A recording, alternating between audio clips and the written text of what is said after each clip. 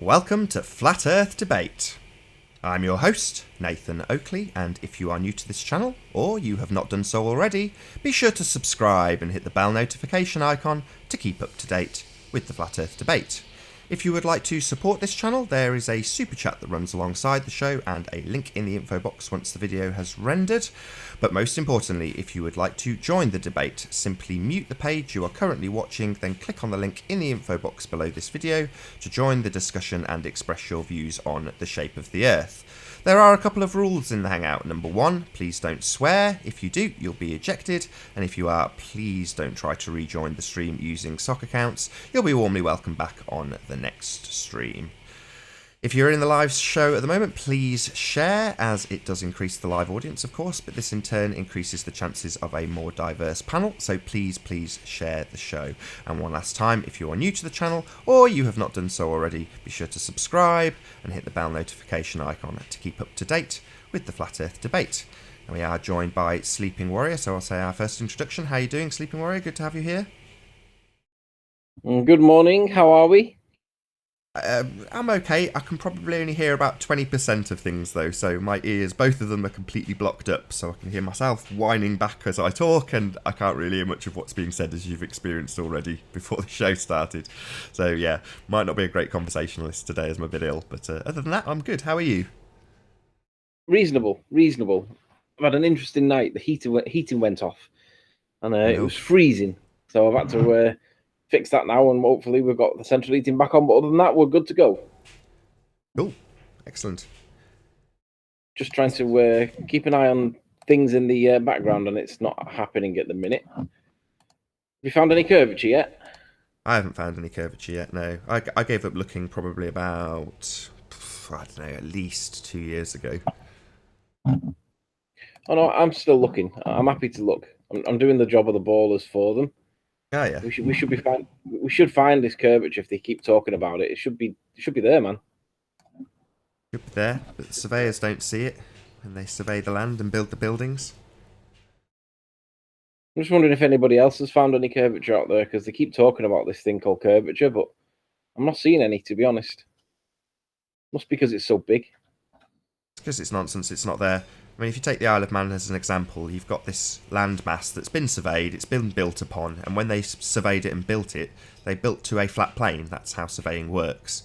So for us to stand at a different shoreline at St Bees, look out at the Isle of Man and assume that it's going to curve away from us when the entire island has been surveyed as flat already is preposterous. I mean, one thing I would want to put out there to anybody who feels that there is curvature is to find a surveyor who's actually surveyed it. If there is curvature, it should have been captured and surveyed and documented. The reality being that absolutely never in history, ever, has any surveyor ever assessed the land as being curved. It's always flat. So if you're going to assume that we can use flat maps as representations of globes because surveyors use a datum to find their starting point, it's basically preposterous. What I would want to see is somebody who's actually surveyed the land, actually looked at it, showing me curvature. And that's never going to happen because there isn't any. Yeah, we got a Yahoo in chat saying that Soundly idiots. So, what's your view on Soundly with curvature?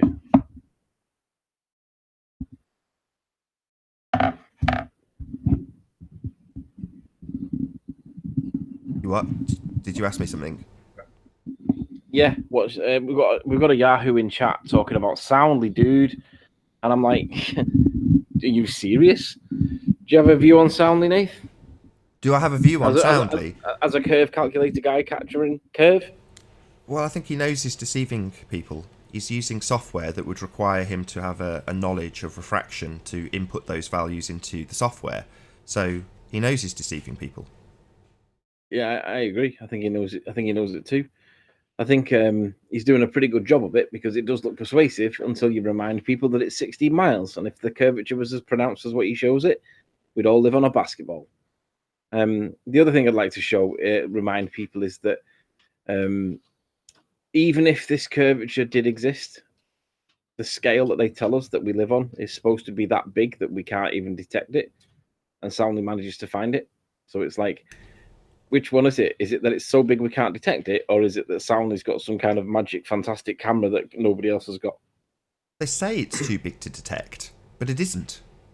We've seen it modelled out. Chris modelled it for us and demonstrated it using the Isle of Man, admittedly. So you've got the Isle of Man as your base of observation, but the fact remains that he can still survey the land around it using that model and demonstrate, based on a sphere 24,900 miles in circumference, how much curvature would be observed. And the answer is some. In other words, surveyors should and must see curvature if we live on a sphere, but they don't. So Ranty's saying in chat, oh Ranty, I hope you're keeping tabs on the background, Ranty. But I'm going to mention something in the background. For those of you that don't know, I'm currently back up in St Bees for a short break away, and I remember Miles the Liar Davis, and I call him the Liar Davis because he literally flip-flopped on his view against Ranty and called Ranty a liar. Knowing that he was flip-flopping and knowing that he wasn't taking the position that he previously had took. So I reference him as a liar because he always ranty an apology, and until he gets one, that's what he's going to keep getting called. But Miles the Liar Davis and Al Keir, they both came up to St. Bees recently to try and debunk me. Now, what I set up to, basically I was curious as to what they actually got when it came to certain things. And one of the things that I was interested in was the dioptra stats for height of the angle of the hill that I'm on, because I was interested to see why it was that he didn't produce the evidence. He's disappeared off the face of the earth for all intensive purposes. He appears every now and again when he thinks people have forgotten about him, but we won't be forgetting about you, Miles. And every time I see your name, I'm going to call you on it, because I want A, you to apologise to Ranty, and B, to produce the evidence whether it goes in your favour or not. Because I'm back up here today, and I've already thrown a tape measure down, so I know the hypotenuse, and now I've got two different measurements for the angle for two different methods of measuring the angle to give me the trigonometry. And I'm really interested in knowing what was the scenario when you use your dioptra. So I don't believe that Miles didn't take a measurement for his angle, but I'd like to know what his evidence was. He's not producing evidence, and you guys are criticizing me for not producing my evidence. Well, I've gave you all an offer. I've said if Miles Davis and Al Kay release their evidence and Jeremy goes public with an apology for calling me a liar, I will indeed release my EXIF data. Because, to be honest, EXIF data is falsifiable. Doesn't benefit me to release it because it's falsifiable, but I will release it in any event if you guys do the same. And Jeremy does what he does, an apology, which he's obviously never going to do, so I'm never going to have to release my EXIF data. In any event, Miles went back to try and debunk me, and I'd like to know what he actually got with regards to that elevation and the angle. So if anybody's out there, mention it to Miles that I'm chasing him down, because I'd like to see what his evidence was, because it fully supports my position. And what I'm going to do in front of everybody that's in chat, I'm going to reassert my position, and not just reassert it for the second time because I've already done it once. I'm going to now reassert it both in regards of the elevation and with regards to the trigonometry, with regards to the hypotenuse and the measured angle, because it supports my position. So I am maintaining my position. I am bolstering it for a first time and bolstering it again for a second time, saying that 35 feet is right. Now, I know you guys don't agree with me, and you all think that it's like I'm on the moon or flying around on parachutes or whatever nonsense it comes up with. But the simple fact is, I can prove it to be reliable, accurate, and not wildly inaccurate. Now, I don't have to prove it. It's your assertion, and I'm not going to prove your assertion for you. But all I can prove now, if I have to, is that it's a decent elevation that's consistent with Google Earth. And I'm going to show it if you guys present the evidence. And that's what Miles has, that evidence. So I want Miles to produce that evidence, and let's see if we both get the same kind of stuff. Because it not only supports my position, it strongly supports my position if the two of us have got similar results. Because it is capable of being measured. It is capable of being calculated accurately. So I'm here now. I'm able to reproduce it. Miles has already been here. He's done the same kind of work. He must have the same answer.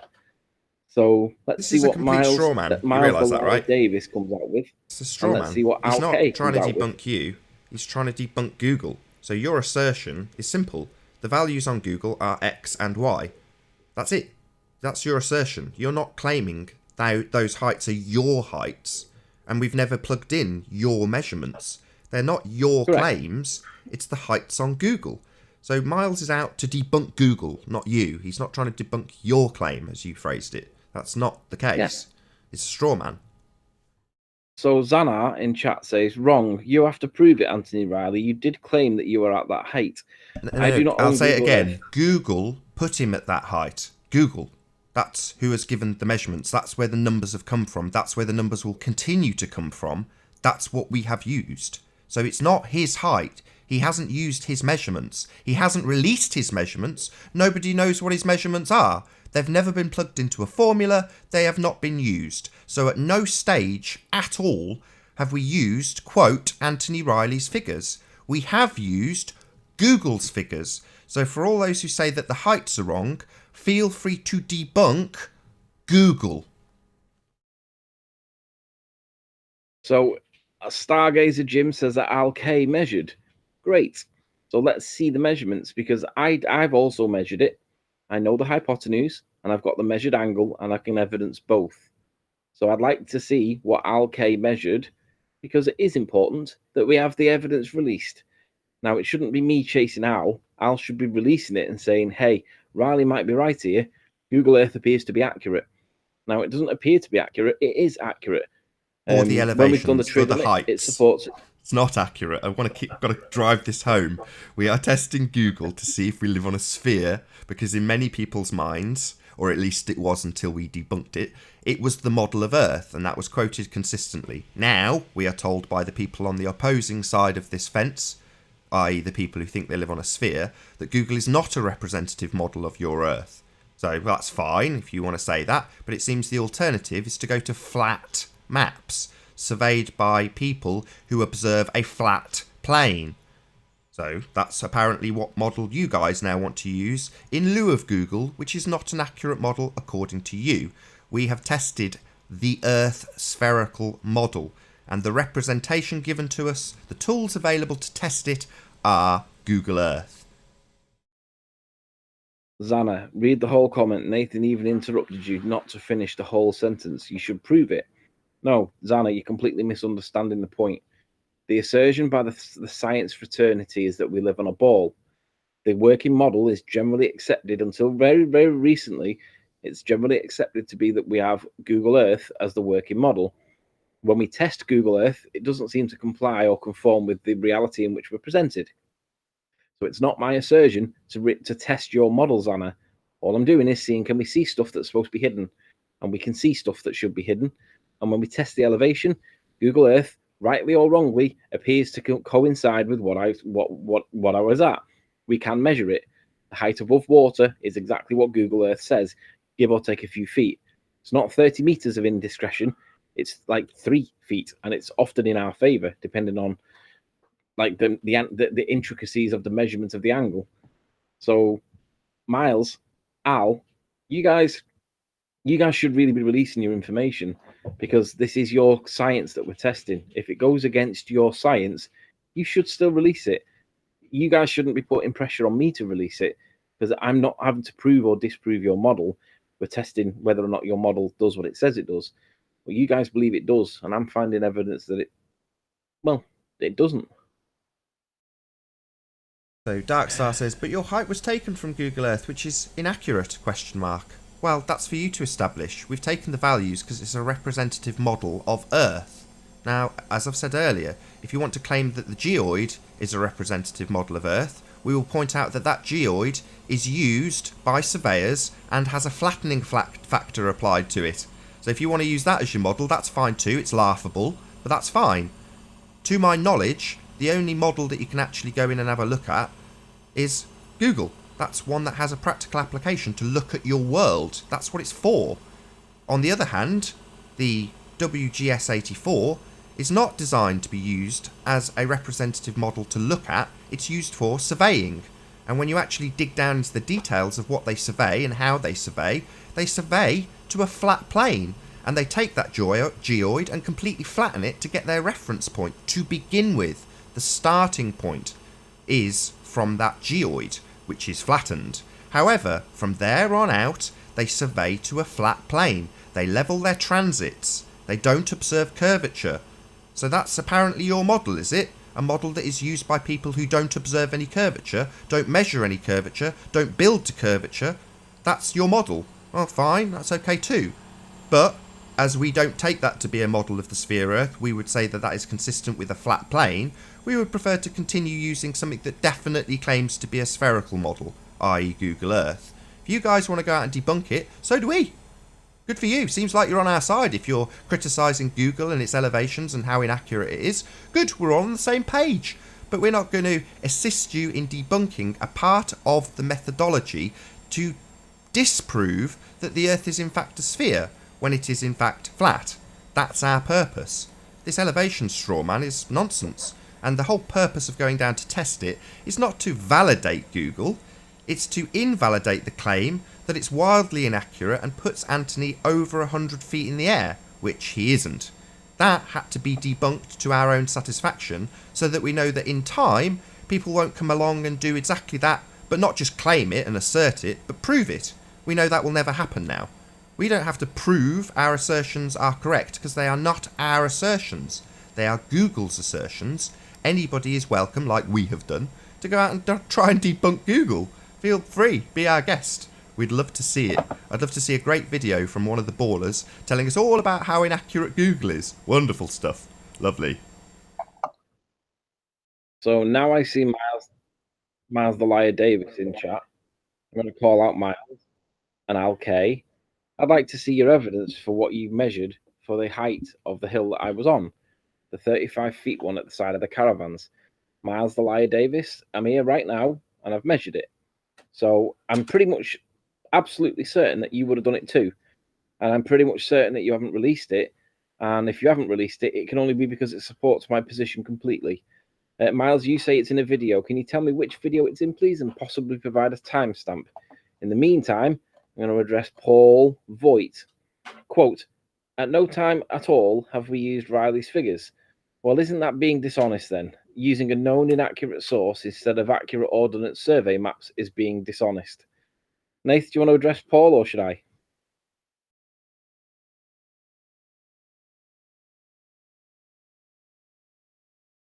I don't see any levels bouncing. Did you ask me something? Sorry. Yeah, Paul. Paul's quoting you saying, "At no stage at all have we used Riley's figures." Well, isn't that being dishonest then? Using a known inaccurate source, what is that, Google, Paul, instead of accurate ordnance survey maps is being dishonest.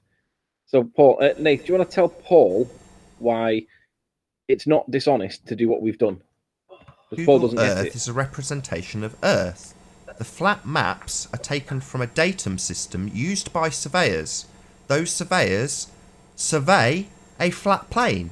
If you want to claim that those maps, the Ordnance Survey maps, are what we should use, then fine. Find me somebody who puts those maps into practical application and has found curvature, because they've got very precise instruments. Surely one of them would have found curvature if curvature exists. So find me a surveyor who uses the claimed model that you think you live on, a geoid Earth, a hypothetical thing. Find me someone who has used that and demonstrated and measured curvature.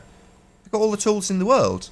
They don't find curvature, they survey to a flat plane, and when they take the geoid that they get their initial reference from, they flatten it. So if you want to take that as your world, good for you. It sounds like you're well on the way to becoming a flat earther, Paul. Good for you, mate. So, am I incapable of making my own arguments, Paul? No, I just know that Nathan likes ramming it down your throat, shoving it sideways into your gullet, and suffocating you as he rips his fist out your throat. I'm quite happy to address it.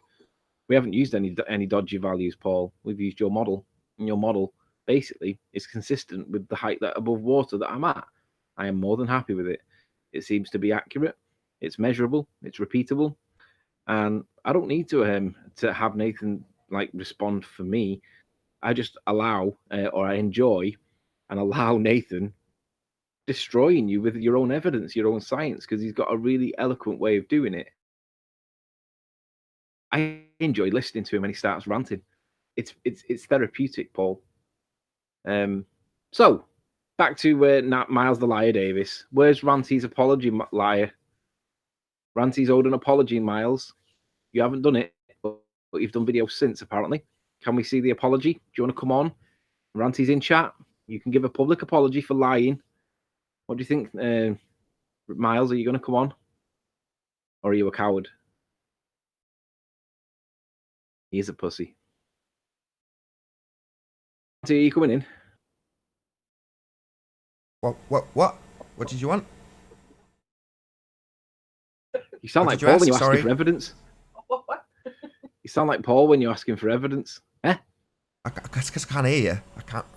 What did you ask me? I'm really sorry. I'll tip my head to the speaker. No. I was inviting Miles the Liar Davis in to apologise publicly to Ranty for calling you a liar and flip-flopping on his position when he literally had the totally opposite position at the beginning of the discussion, debate and disagreement.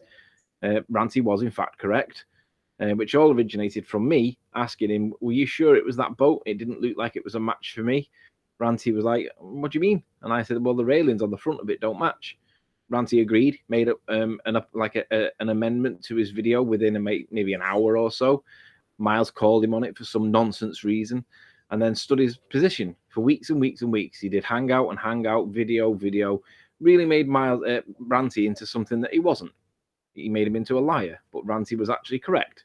And Miles carried on. And rather than stand up and say, do you know what? I'm sorry, I got this wrong. He carried on. And I'm inviting Miles to come on the panel, say to everybody that he is sorry, that Ranty was right, Miles Davis was wrong, and he shouldn't have carried on his pursuit.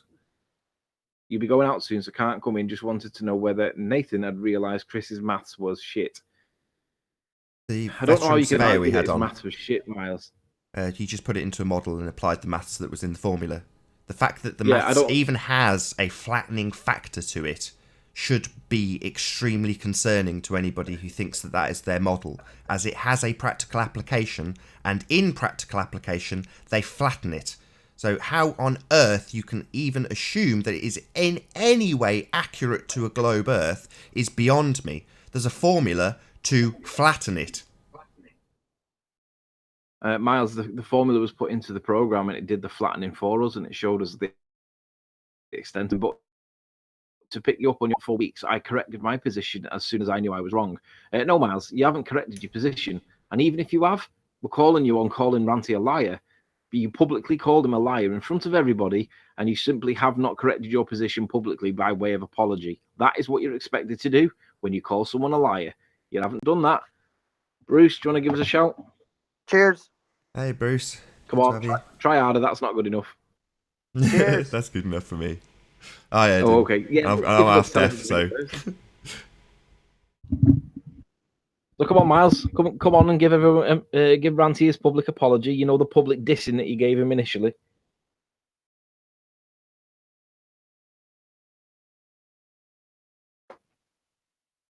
Sure, he'll find some reason not to.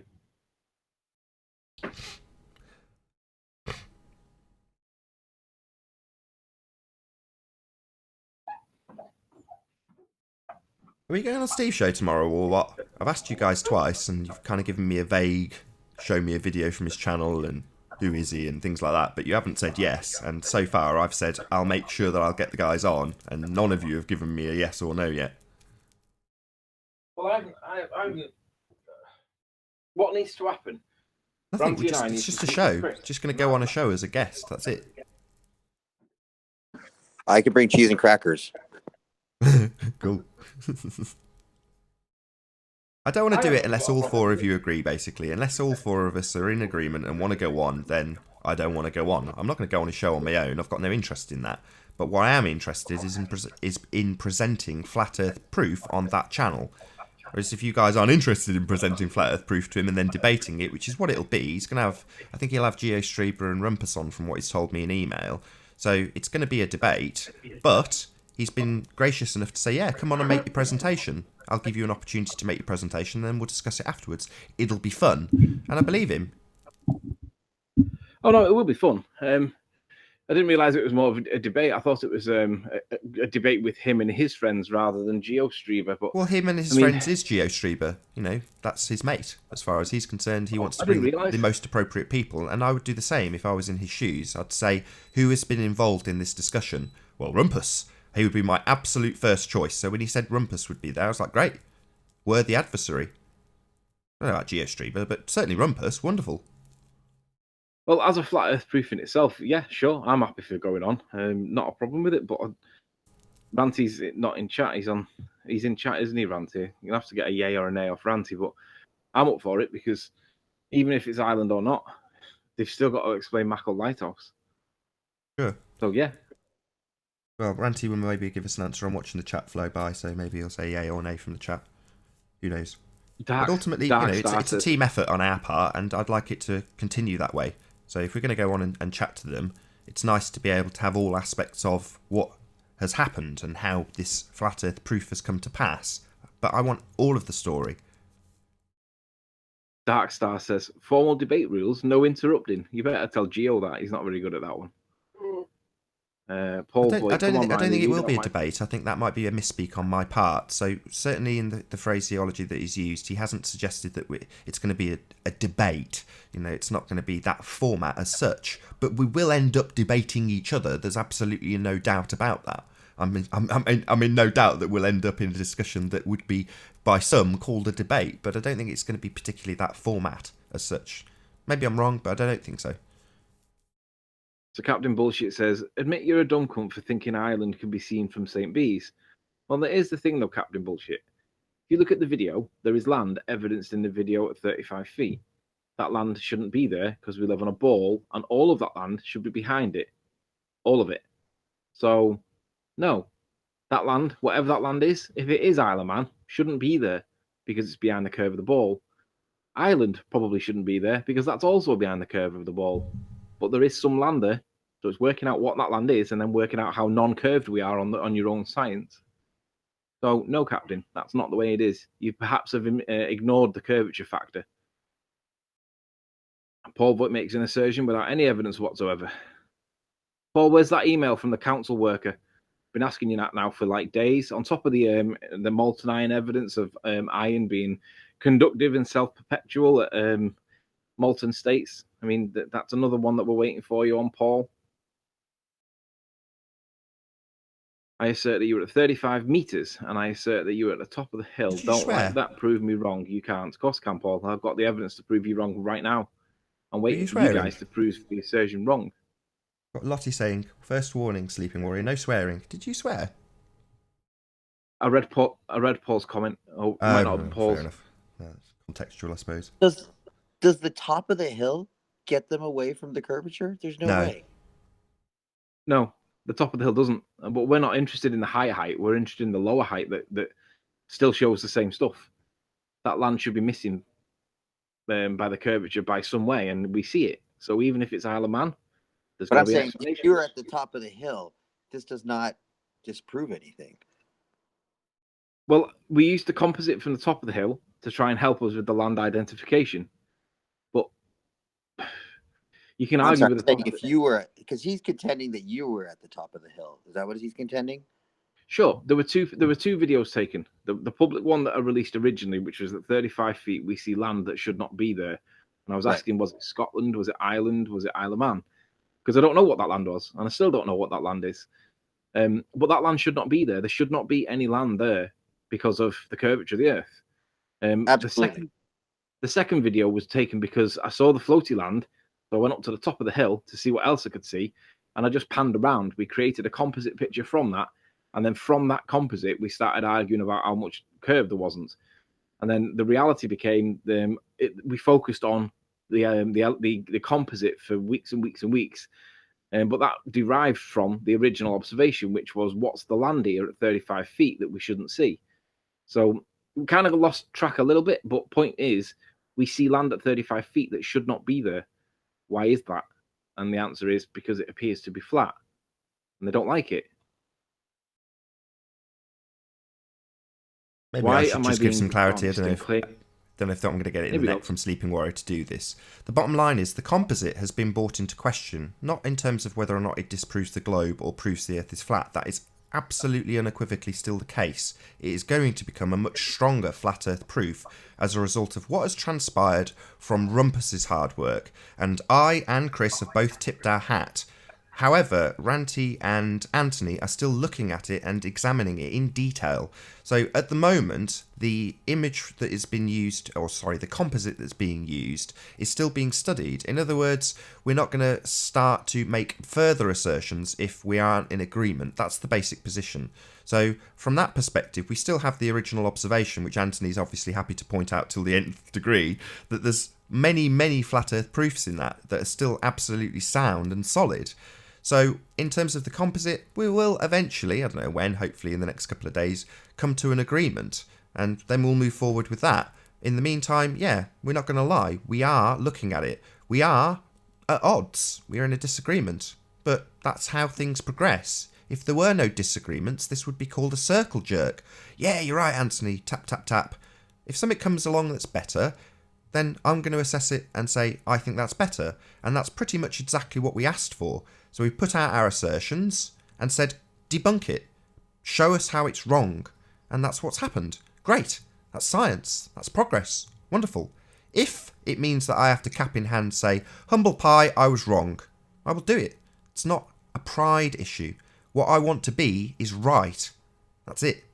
And if along that journey we were wrong, we will be wrong many, many more times in our lives. You know, having a bit of humility is what is needed if you're going to debate something. There's going to be points you get wrong. That's life. But for me, in the long run, all I'm interested in is what we present as a flat Earth proof, as opposed to a heliocentric debunking, is accurate and cannot be debunked, cannot be pulled apart like we do on these debate shows. So there's a few people saying, why haven't you published it to Nature magazine? Well, as it stands, what we have done is debunked the globe. That's not going to change. You know, we're not going to go back and ask people to remove QED videos. On the contrary, I will still encourage people to go and watch them, because what people will see in those videos is the heliocentric model completely get obliterated. So there's a guy in the comments earlier that said, our model predicts this. No, it doesn't. Your model predicts the things in the image aren't there. You have band-aid theories to get around it. And when we reach a consensus between the four of us, we will be in a position to present an alternative model. So here's where the globe falls apart. It predicts things are not there, and yet we see them. Here is the flat Earth model, and it predicts we can see things at these distances and heights and elevations, distances, etc., etc., etc., and you can test it. Up until now, we haven't been able to present that because we haven't had a perfect scale. Now we have. That's the bottom line. In my opinion, this is contentious amongst ourselves. So until we reach consensus, that's why it's slowed down. People are probably looking at the debate going, why aren't you on and on about the Isle of Man like you were? Well, it's because we're looking at it off camera, discussing it in fine detail, and want to reach a consensus. And when we do, that's when we will move forward. And things will step up a gear at that time. For the people who are observing, you'll see how much stronger it becomes as a direct consequence of this. But that's true with anything. If you put it out for scrutiny, it gets scrutinised and pulled apart. You can then look at how it's been pulled apart and make it better. That's the whole point of debating things. So that's what we've done. And again, I will do it right now. Rumpus, excellent job. I tip my hat to you, my friend. You stepped up where everyone else didn't. Good for you. We've taken your information and used it. Thanks.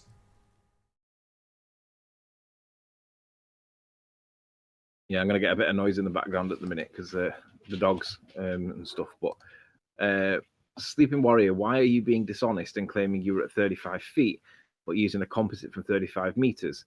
The composite was used to help us identify the land. So if we can see land at low elevations that's supposed to be behind the curve, and you have the option of going higher and seeing more of that land because it's less refraction, then it makes sense to use the better model. But that doesn't mean it's dishonest to use the bigger model. We're not claiming that we were at the 52-meter height. We gave you 52 feet from 35 feet, but we were using the composite to help us identify the land. Secondly, the answer is that you were not at 35 feet. Are you stupid? Paul, I've asked you for evidence to support your assertion that you got something from the council worker telling us that's blah de blah de blah. Because I'd like to ring that council worker live on air and challenge him and ask him, did he get his units wrong? Because there's no way on earth it's 35 feet. No, it's measured. We can test it. We have done, and I'm happy with 35 feet, Paul. I know you're not happy with it because it shits all over your argument, doesn't it, Paul? But the simple reality is, we have measured it. It's consistent. Not our claim, but we can prove that it's not wildly 30 meters inaccurate. So there we go. There's the answer to your two questions. I'm going to go and get these dogs out, so I'll be straight back in 1 sec. Do a quick link. If I can muster the energy. Hope you're enjoying the debate thus far, mostly from keyboard warriors. If you're new to the channel or you've not done so already, be sure to subscribe and hit the bell notification icon to keep up to date with the Flat Earth debate. If you would like to support this channel, there is a super chat that runs alongside the show while it's live, and a link in the info box once the video has rendered. Most importantly, if you would like to join the discussion, simply mute the page you are currently listening to, then click the link in the info box to join and express your views on the shape of the Earth. There are a couple of rules. Number one, don't swear. If you do, I'll eject you, and if you are ejected, please don't try to rejoin using socks. You'll be warmly welcome back on the next stream. Please share the show, as sharing increases the live audience, of course, but this in turn increases the chances of a more diverse panel, so please share the show. And one last time, if you're new to the channel or you've not done so already, be sure to subscribe and hit the bell notification icon to keep up to date with the Flat Earth debate. There's about an hour and a half left on this stream. What do you know, Bruce? You still there? Yeah, did you used to do 2-a-days?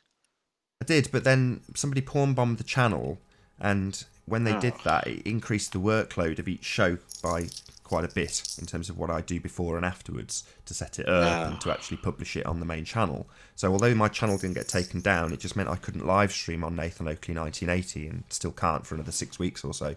So while that's happening, I now stream on this channel, which is Nathan Oakley, just Nathan Oakley without the 1980 and a space between Nathan and Oakley, but just my backup channel, basically. So if you're not subscribed to this channel and you don't realise that you're not subscribed, it's not my main channel. This is the backup channel, which is just used for streaming. So the videos get taken down as soon as the live stream ends, and then I put them back up on the main channel. So that they accumulate the majority of the views on there for the people who've subscribed and want to keep up to date with the Flat Earth debate on there. They just don't get to see it live, which for all the people in the super chat that were donating to me, that's almost completely dried up, which is a bit of a shame. But there we go, that's life. So hopefully within about 6, maybe 8 weeks, I'll be back on the main channel and it'll be easier, and I may well do two a day again. But since then, I've done a couple of shows on top of doing the debates, and even then, just too heavy a workload, basically. No, and I do appreciate it. So, but it is great for the Americans. But I know how hard a work it is. Yeah, I couldn't do it at all yesterday. I mean, I was ill yesterday, but so was my daughter. So, I mean, I've actually been ill for about 2 or 3 days, just getting progressively more ill and losing more and more of my hearing. But I hate to say it, I'm glad to see they sprayed on you guys as well as spraying it on us, because we just recovered ourselves. Yeah, what do you mean by the chemtrails? I mean, we get it a lot heavier. I mean, we get it particularly heavy in the UK. It's very, the chemtrailing is extremely heavy here. A few times when people have travelled over from other countries, Patricia Sear in particular got here and was aghast at what the chemtrailing was like, because I think in the States people see the chemtrailing and it's like, look, there's a chemtrail, or look, they've put down a load of chemtrails. It's like, here, well, no, they'll do it all day. You know, you don't see anything but chemtrails at sometimes, and if there's no wind, you see them like lines in the sky, and there's dozens and dozens and dozens of them. So yeah. What's disturbing about that is there's way too many, chemtrail activists that use the globe as their motto, and it drives me just batty. How do you mean, as their motto? As their logo. Chemtrail alertness always has kind of a globe, and then the chems going around it, and they really need to come to terms with the fact that the world is flat. I think it's a natural for the chemtrail movement and the flat Earth movement to come together on this. Yeah, one deception's as good as the next.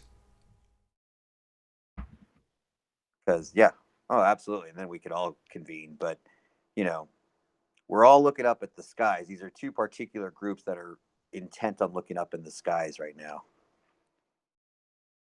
Think you were not more content to be looking out to the horizon? That's kind of a Math Powerland point. So he would say Yeah. that for all the people Yeah. pointing their telescopes at the sky, stop, point it at the horizon. Yeah, absolutely. I mean, I really get into knocking down general relativity in the solar system and heliocentrism. So it's maybe more mysterious to look up in the stars. But he's got a point. What should go to then to debunk heliocentricity?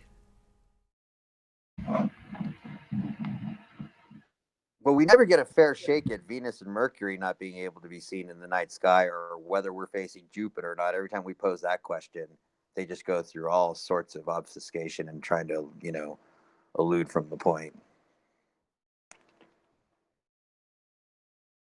Go through it. No one's here to challenge you. Just people in the chat. Keyboard warriors only. Oh, I'd take the opportunity and just go through why you would use Venus to debunk the heliocentric system. Say that again. You want me to? So, there's no one here to challenge you. However, if I was to say to you, the world is a sphere, obviously we have orbital mechanics and it's all been worked out. How on earth would you assume that it was anything else? What would be your reply and how would it involve Venus? Well, Venus and Mercury are in the inner rings, if you will, or they follow, their orbit is between us and the sun. So the only time you should be able to see them is in the daytime when that side of your Earth is facing the sun. Yet we see it in the nighttime. And don't give me this just at dawn, just at sunset. They're in there all year long and they stretch pretty far into the night sky. You should be facing completely opposite the sun, Jupiter, all the time. And then for Jupiter to be in the sky all night, all year long, I mean, you're supposed to be on the other side of the sun. The sun is massive. You're supposed to be on the other side of the sun. And on the dark side of the earth, you're facing completely opposite directions, 180 million miles apart from your two peaks of your orbits. And Jupiter is in your sky all year long. And all the same constellations are in your sky all year long. You never see any different parts of space.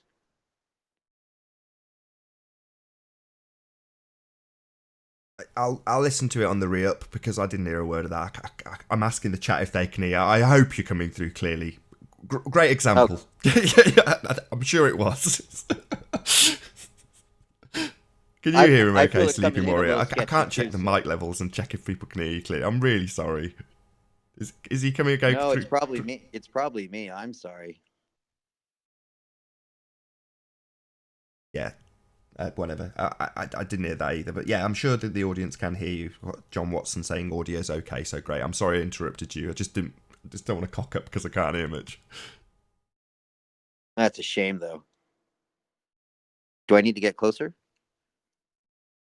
No, you're fine. It's me. It's definitely me. I'm just checking that the audience can hear you. I can see your level bobbing up and down and stuff. It's just I can hear little bits coming through, like the sun, and then I'll hear Jupiter, but I can't put together all of it as a sentence. But I'm sure you.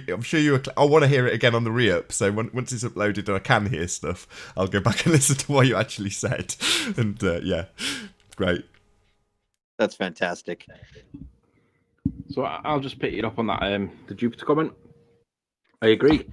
We should see the stars in a variety of different positions every night to do with the orbit of the sun, the rotation of the Earth, and obviously the orbit of the sun around the center of the cosmos that it's supposed to be orbiting around anyway.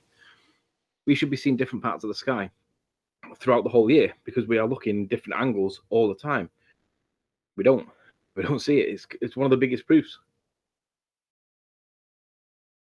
And the spatial relationship, between the stars that make a constellation, for example, the reason it makes a constellation is because it all moves in unison. The spatial relationship between those stars never have changed, ever will change. They don't change. They move in unison as if they're all on a plate together.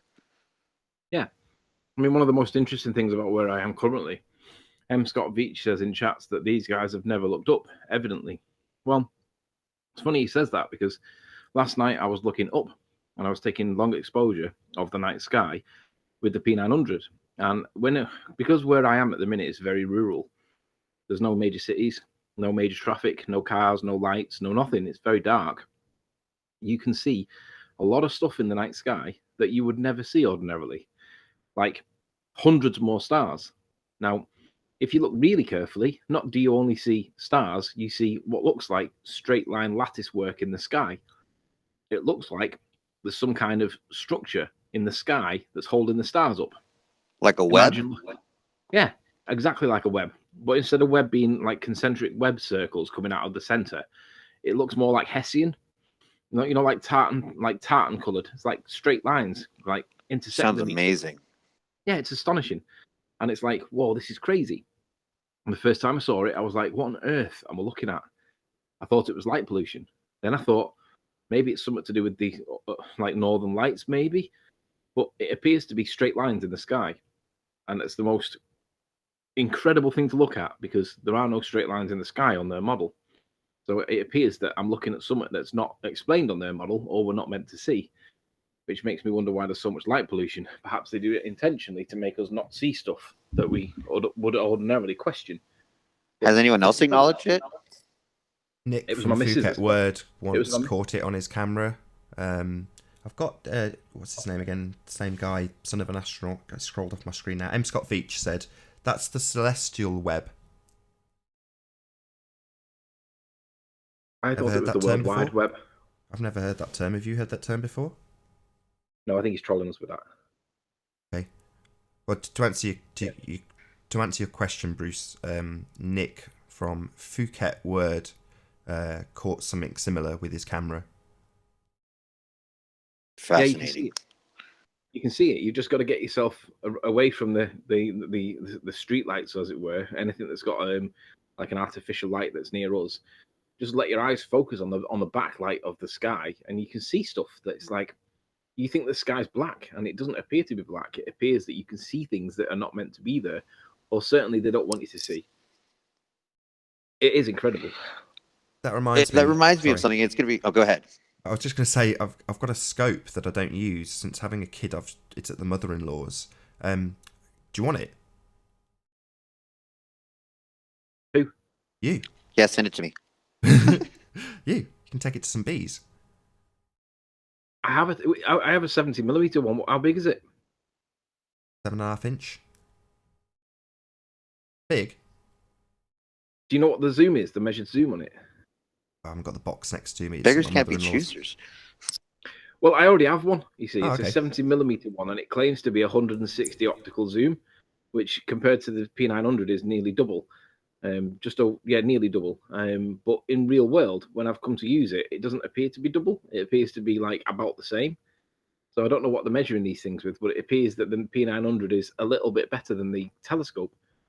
Now, I mean, I paid about £100 for it, but the P900 is better. Don't know why, just is. Okay. Well, you'll have to send me a picture and we'll compare telescopes. See if mine's better. I don't know. It's not here to check all the specs on it. I'll show you mine. Exactly. Whoa. You show me yours. I'll show you mine. Yeah, that's it. I'm sure mine's I'm gonna throw a. This reminded me of something. Though I'm gonna throw a bone. Maybe some rounders can jump on this one because excuse me. I don't quite understand it. The argument on the angular size of the sun being impossible to match up with a flat Earth model. Good times for all. Are you asking ballers or are you asking flat earthers? I guess I'm asking you. Well, yeah, you got Riley's one of the best, I think, or both of you are. So it's been posed to me a lot on Twitter, and I think I've, fumbled through it and kind of made an understanding. But I'm new to angular size and how that formula works.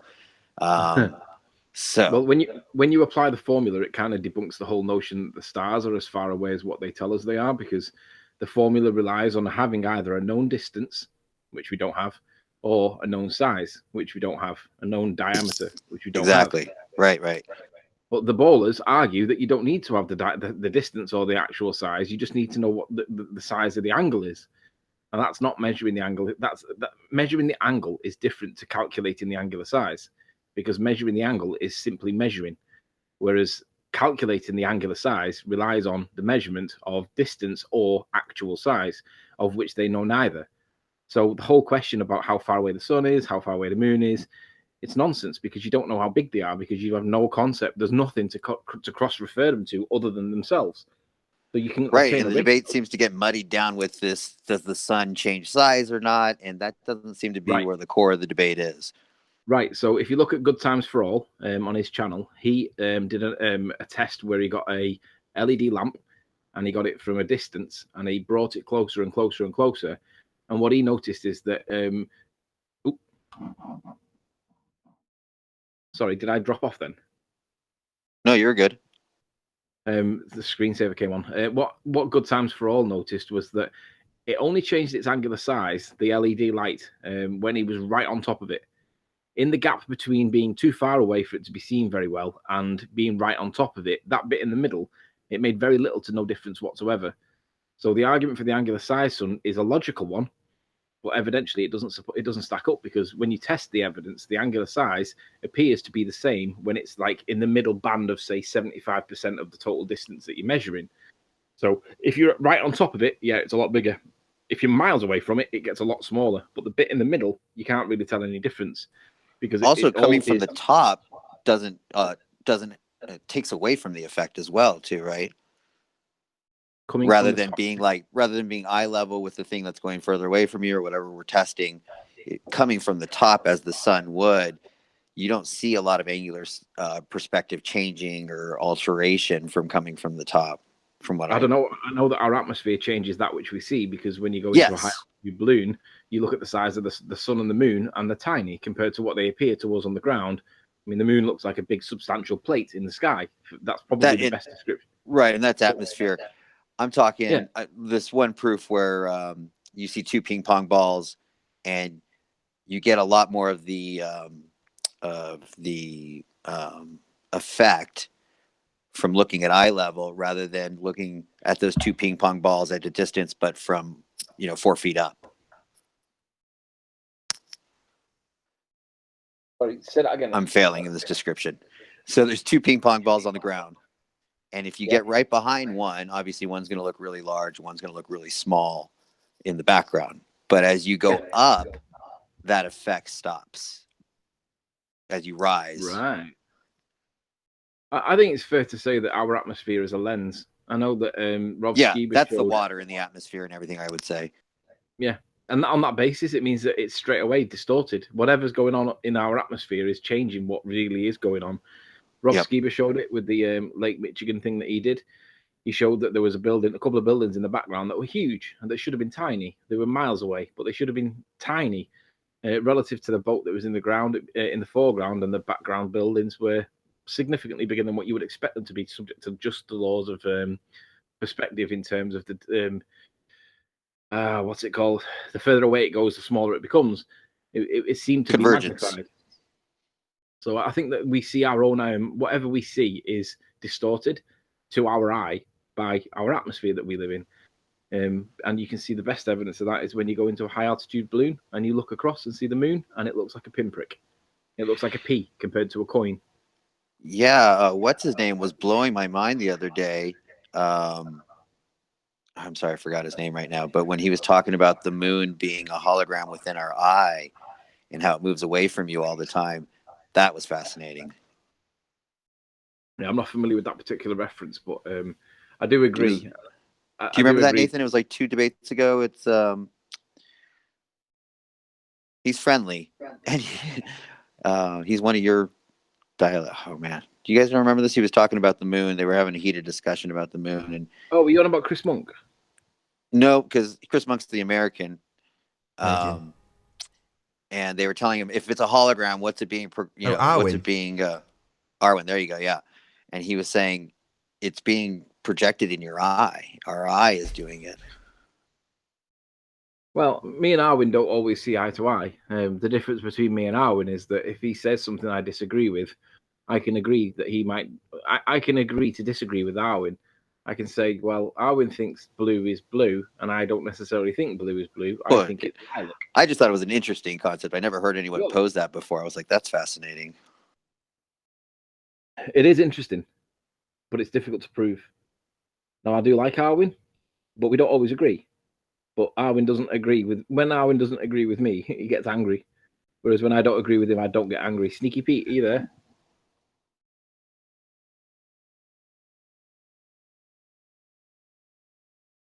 Come in sneaky. Hey, Sneaky, can you hear us? We're on mute at the moment. No, he's got to speak. I waited too long for him to respond, and I thought it's too risky. So you got to speak if you're going to join, because otherwise we think that you're a troll and you're coming in to disrupt. Nathan Oakley, how are the super chats going along? How Terribly. hope you are Hit that getting super chat, support people. from your- I need medicine. You got a stream deck though. Forget medicine, dude. Yeah, the Stream Deck does make me feel much better. Yeah. Nice and warm and cozy. Shout out to those that sorted out the stream deck. Your friends in YouTube, your friends on YouTube, was it, Nath? Is that Your you signed friends it in up? FE it was marked Which we from. think is- I got an anonymous gift for those watching that don't know what we're talking about. So about 3 days ago, I came in. I was actually in the shower and the postman came and I opened the door to him naked with a towel around me and took a box off him. And inside that box was a Stream Deck. And there was a note attached saying, "Here's a Stream Deck. Hope it helps you in your flat Earth endeavours from your flat Earth friends." No name, nothing, handwritten. I've no idea. I've asked several people. There's only a handful of people who've got my address, so I don't know how it's been posted to me, but it's been posted to me. Whoever sent it, I am eternally grateful. Thank you so much. Was it? Can you tell whether it was male or female handwriting? Was it neat and legible, or was it typically male? I could read it, so yeah, it's definitely legible. I'm guessing it looked like more female than male. That's why my first guess was Patricia, and I asked her, and she was like, no. But the post stamp was from the UK, so I don't know who it was from. Well, it appears that although it wasn't a super chat donation, it was significantly more than a super chat donation. But to answer your question, I guess they're drying up a little bit because he's not been plugging them. And at the minute, everyone hates him because he keeps battering ballers in the corner when they keep coming out with nonsense and he asks for evidence for it. And he doesn't allow them to obfuscate away from the point in hand.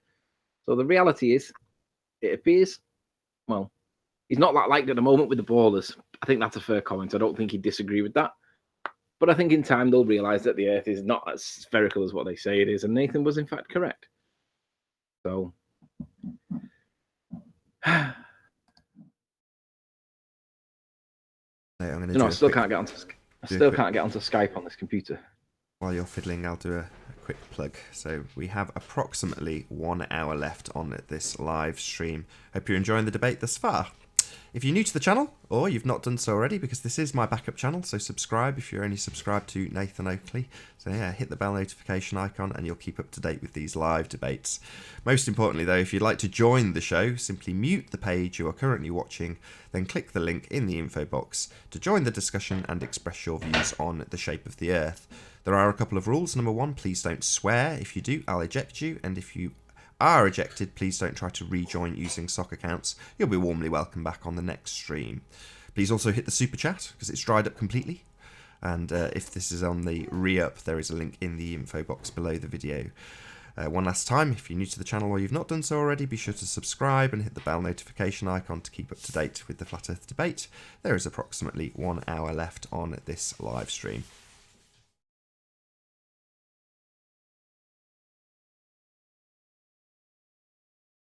So, Bruce, are you there?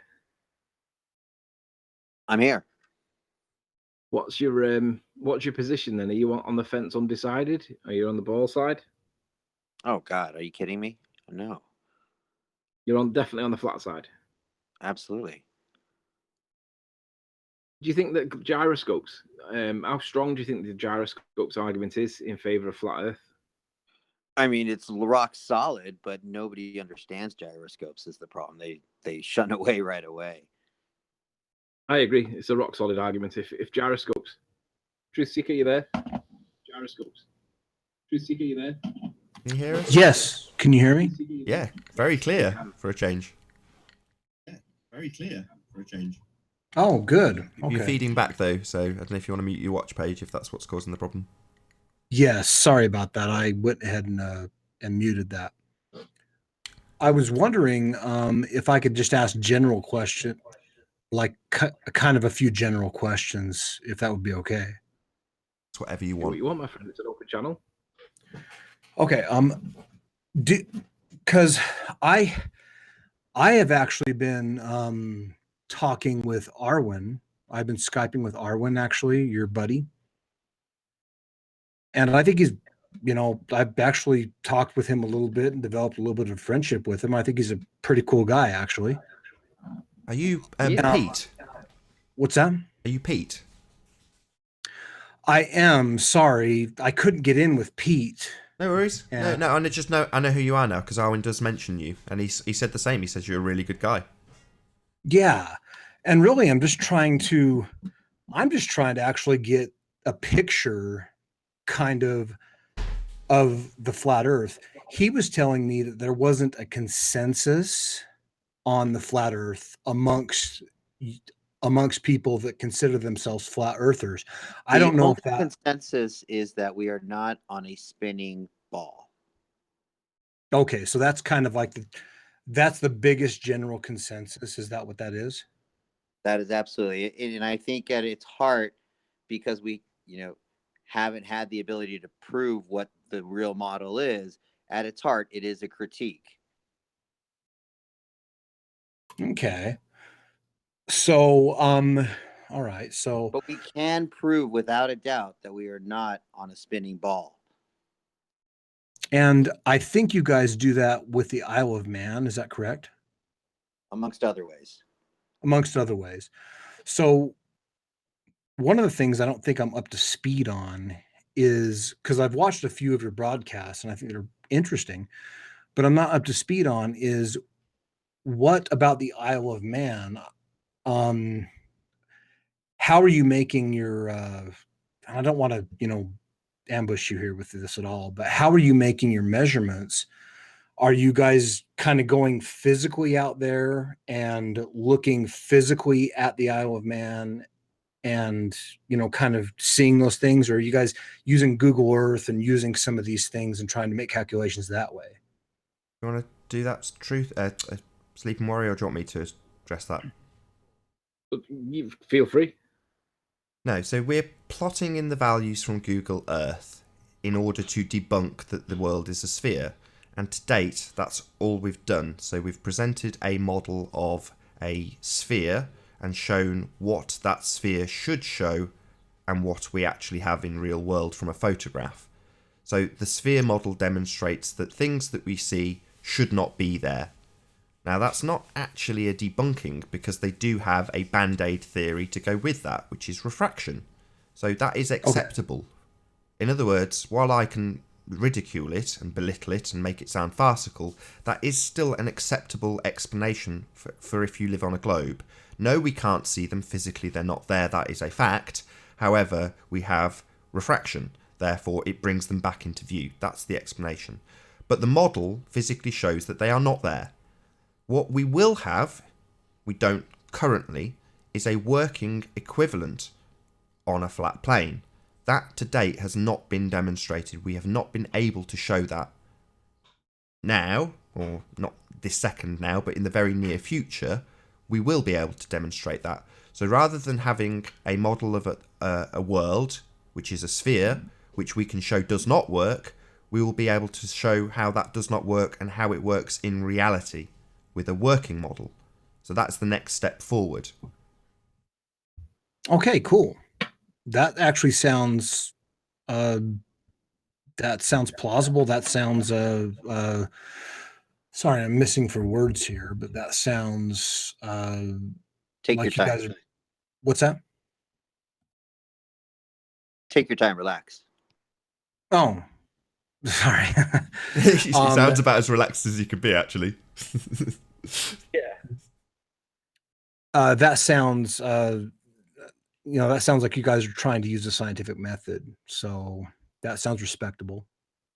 Well, Yeah, yeah, we're this trying. is I this mean, is what it boils you down have to, to depending on understand how you where we want to are. look at it. One way of looking at it is that we've made assertions that have been proven incorrect.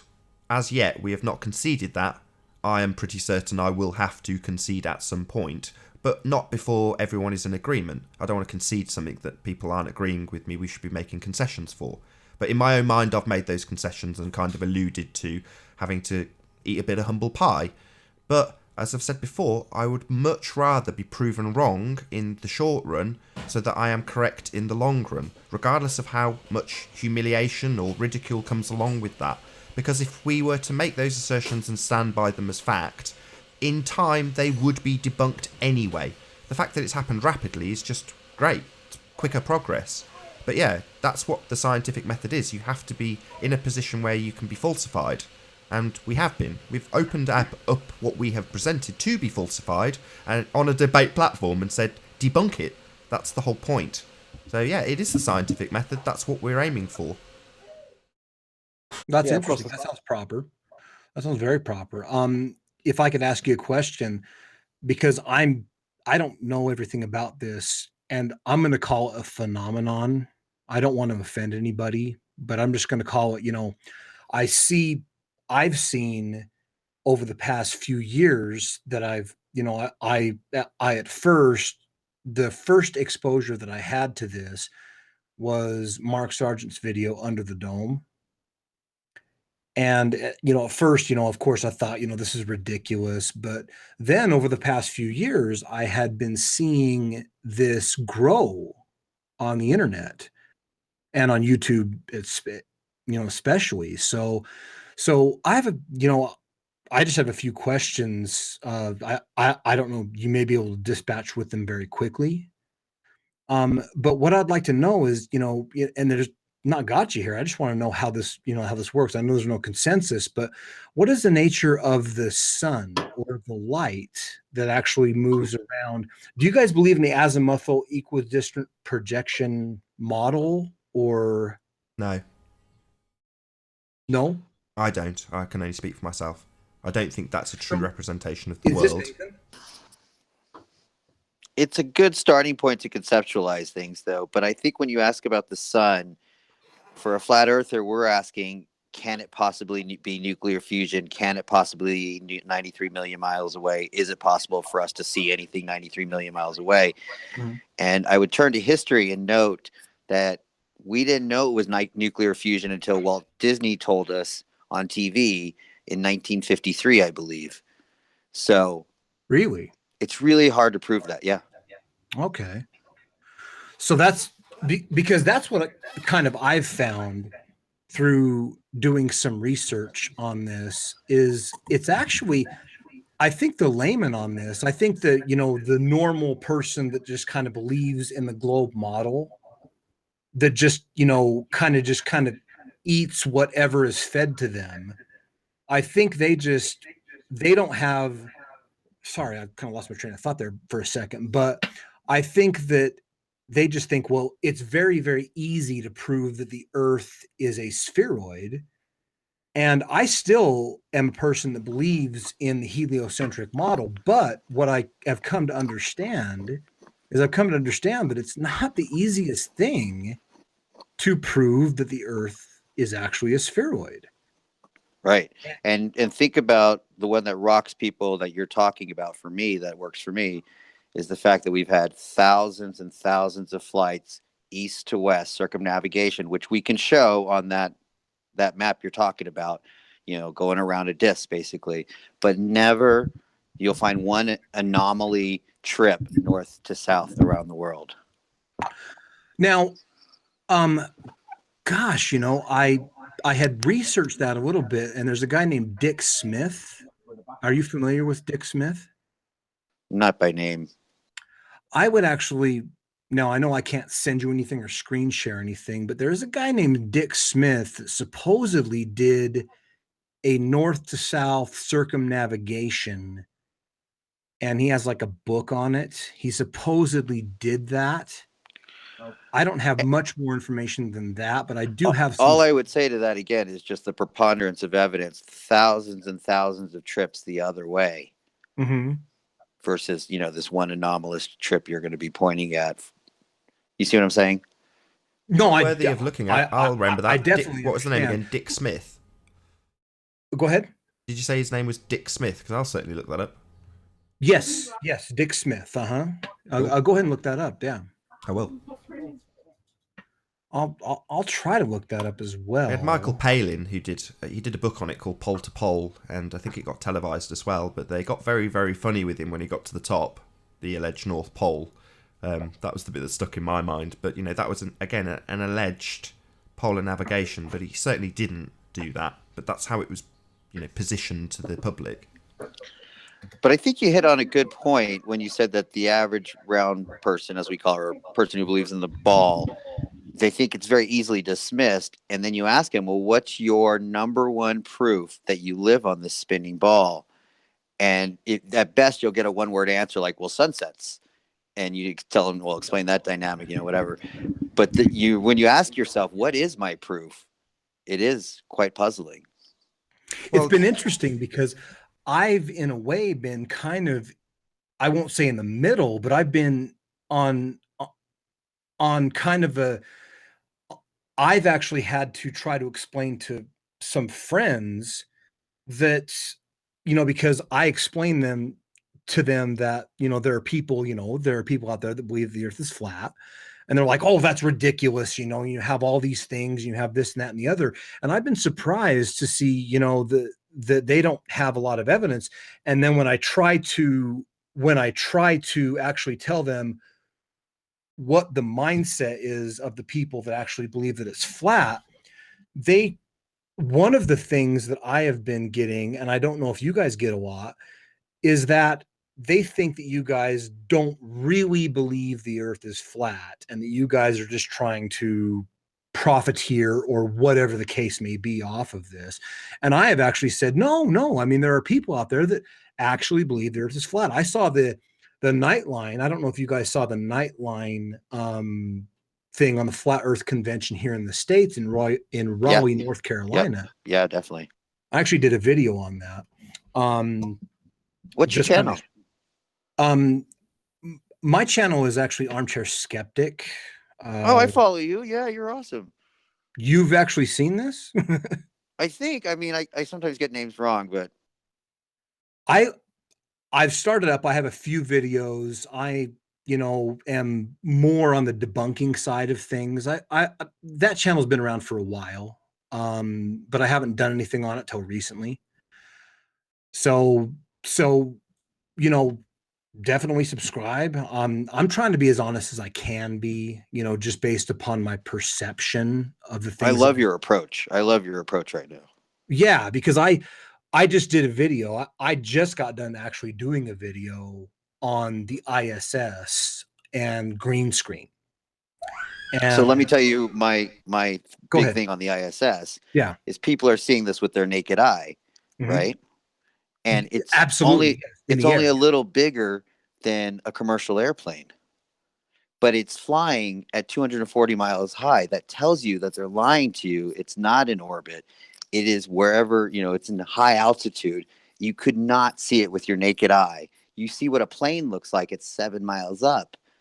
You know what I'm saying? It's like a thumbnail. I heard that it was in a thermosphere, actually. My point is if you think about how small a plane is at 7 miles up, and then think about how small it would be at 240 miles up, there's no way you would see it. I just want to add something here because it kind of ties into your original point, Truth, which is, how can people possibly believe this? And you're like, no, they do. They're not just out to profiteer. Well, for me, the best person who summarised this is by far and away Math Powerland.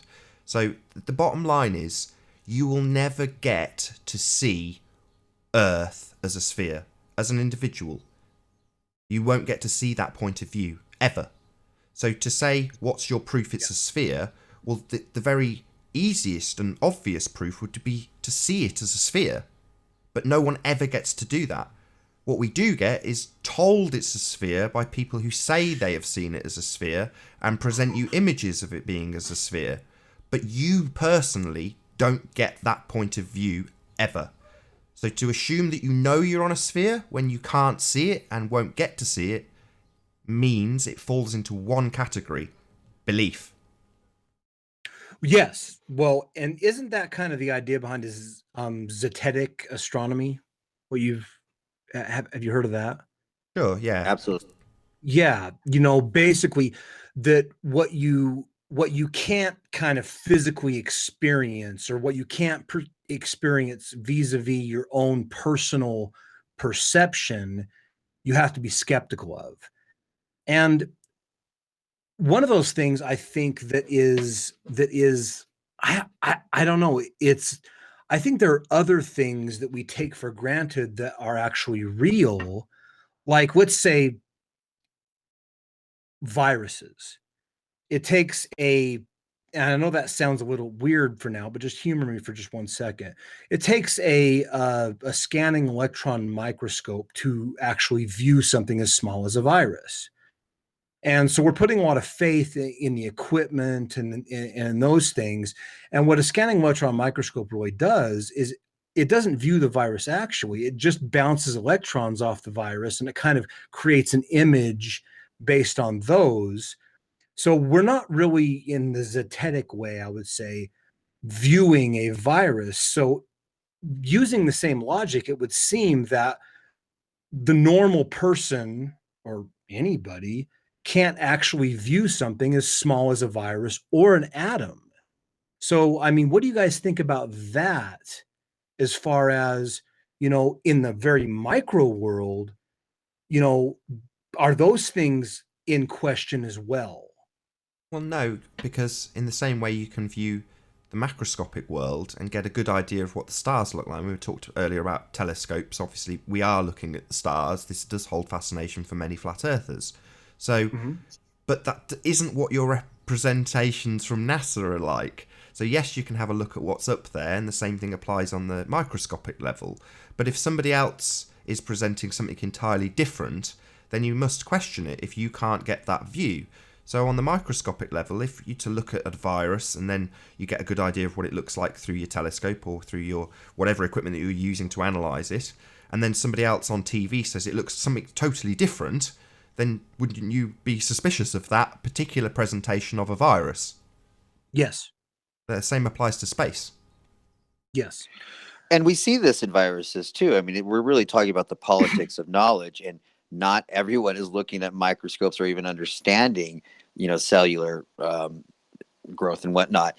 Point being, the people that do it, convince us of vaccines, convince us of whatever. I won't get into the debates, but they are controlling that knowledge and giving us a perspective of what reality is, whether it is on the microscopic level or the macroscopic level.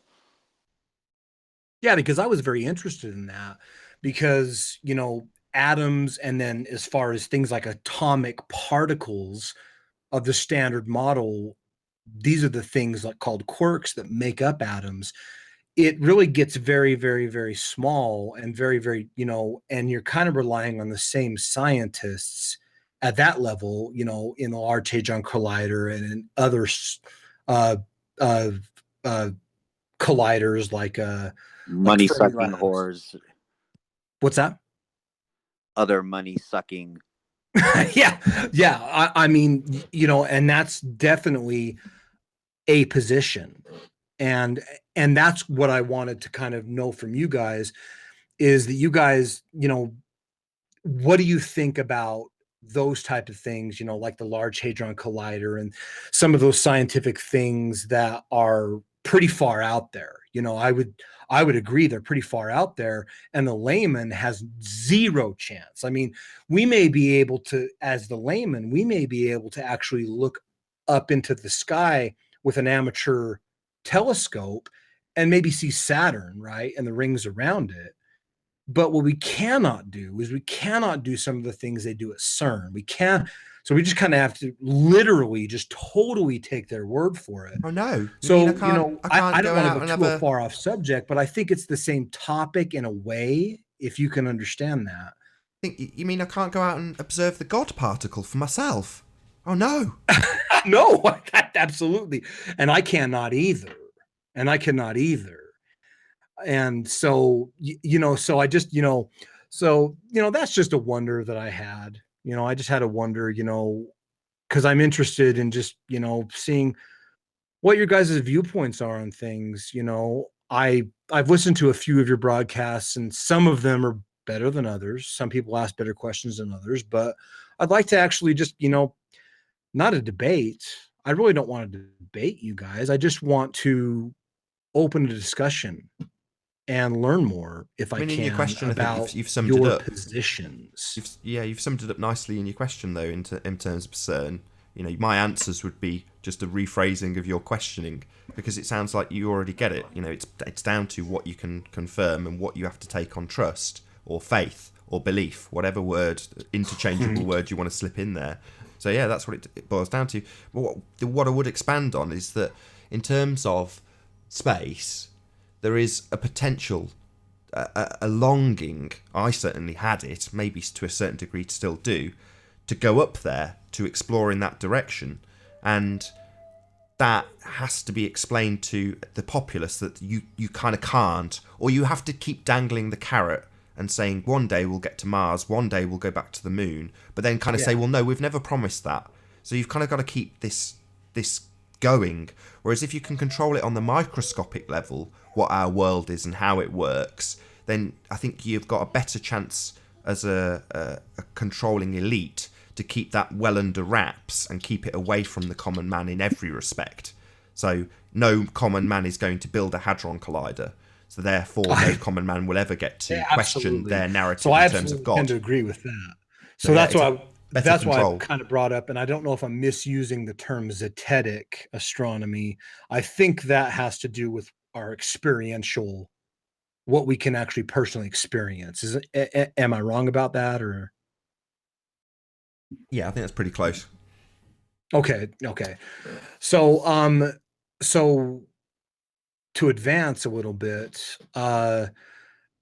you guys have heard these things before, but I would actually like to get your guys's, because Arwen was telling me, when we did our Skype, and I would like to actually plan on, I would love to interview him. He's very interesting. I'd love to interview him, and we're working that out right now. But I would love to know just some things about, like, you've heard of the Qantas flights from Sydney to Johannesburg, right? Yeah, who's involved with those? Who? John Travolta. The Scientologist, really? John Travolta's also going to be doing. I think he's also down for doing a polar circumnavigation via the poles. So he's in the news at the moment. I mean, these are the kind of puppets that they use. Really? It's just amazing. I'm going to look that up. That's interesting. Very. Because I'm definitely not on John Travolta's wagon. Let's just say that much. You're not into John Travolta? Okay, fair enough. Well, no, I'm not into. He's a Scientologist, correct? A lot of them are, yeah. That's a particular cross section of that part of the Hollywood elite. A lot of them are Scientologists. Yeah. So I mean, I don't want to get into bashing that too much, but with things like Xenu and things like these very, very crazy other world experiences, which I think are actually, I think we probably maybe be able to both agree on the fact that those are a little bit more crazy than even maybe some of the NASA stuff. No, I think it's equally crazy. I mean, their world revolves around a heliocentric world, so there's a surprising absence of Scientologists challenging us, because what flat earthers are proposing absolutely obliterates their religion. So the two definitely go hand in hand. That's interesting. Okay, yeah, that is actually true. What you're saying is very true. That would kill them. With the DC-9s coming in and dropping. Anyway, I don't want to get into all that, but I'm just saying, if you did destroy the heliocentric model, that would pretty much be the nail in the coffin for Scientology. So that is true. I didn't know he was in the news about this, actually. What I would like to just, if I could ask you another question or a few more questions. I don't know if you're pressed for time now or not, but Not all. About half an hour left. Nathan, I think you said that you don't believe in the azimuthal equidistant model. Is that correct? If you were to ask me, is the azimuthal equidistant projection a true and accurate representation of our world, I would say no. It's a useful tool, and it has its purposes. Words, what do you think is, if you could actually display a representation of the world, what do you think is the best representation of the flat Earth world in your view? I don't think we have one. So I think every single map has been presented by the people who present this deception. And the azimuthal equidistant projection, if you want to look at it in one way, is no different to a globe. It's a global projection. The way it works is it's accurate from the centre out, hence the name. But that, as a world map, I think Bruce summed it up. It's like, yes, it's quite a useful tool to conceptualise how a flat Earth would work, but is it an accurate world map? Absolutely not. Okay, so I can respect that. Because you guys, I think you guys are taking, no, I don't know, but as the longitudinal lines go down in the azimuth equidistant, world, the roots start getting longer and longer around the southern hemisphere. And so have you guys kind of thought about that, and that doesn't quite work, so maybe there's another model that actually works? Have you brought that into, has that been an influencing factor at all in Absolutely. your thought process? Yeah, I've spent months, if not years, with Martin Liedtke, shout out to Flat Earth British, who, he had the nickname Mappy Martin, and we even went to the Mapper Monday to have a look at these things and examine them, because in the vain hope that you might find a flat Earth model somewhere, an accurate representation, there just isn't one. That's the bottom line.